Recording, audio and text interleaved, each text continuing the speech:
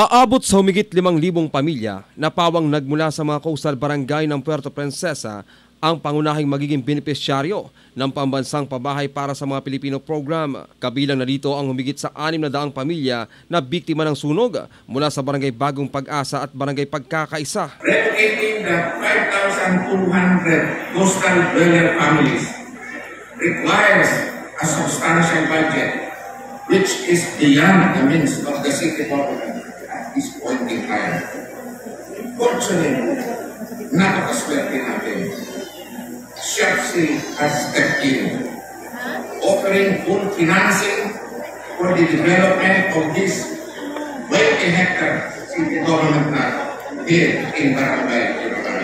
Sa ginanap na groundbreaking ceremony and time capsule laying ng nasabing programa noong araw ng Biyernes sa lugar na nasasakupan ng Barangay Irawan, ipinaliwanag ni Mayor Byron ang matagal ng suliranin ng syudad patungkol sa water contamination ng mga baybayin ng lungsod kung saan isa sa mga nagiging sanhi nito ang mga polusyon mula naman sa mga kabahayan na nakatira sa mga coastal area ng Puerto Princesa. Bukod umano sa nagiging kontribusyon ng mga ito sa pagkakalaso ng mga baybayin ay delikado rin ang mga ito lalo na sa banta ng sunog.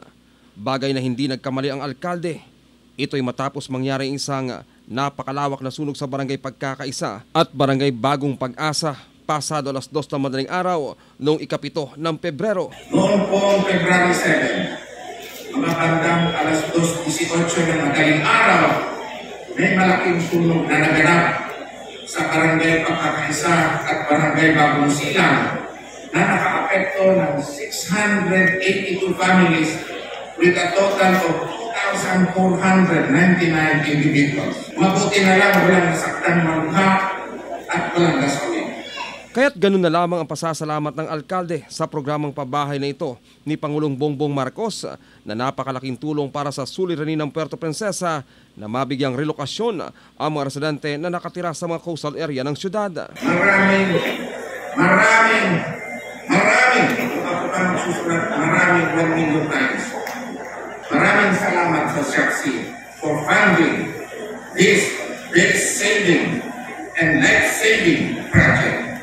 Sa huli ay nagbigay naman ng minsay at inspirasyon ang alkalde sa mga pamilya na magiging residente ng pambansang pabahay para naman sa mga Pilipino program at sinabing hindi na pababayaran pa ng city government ang lupang pagtatayuan ng mga bahay nito sa Barangay Irawan. Mas safe o mas ligtas kayo sa sunog dito sa magiging comfortable kayo dito. May mga bagong oportunidad na magbubukas para sa inyo.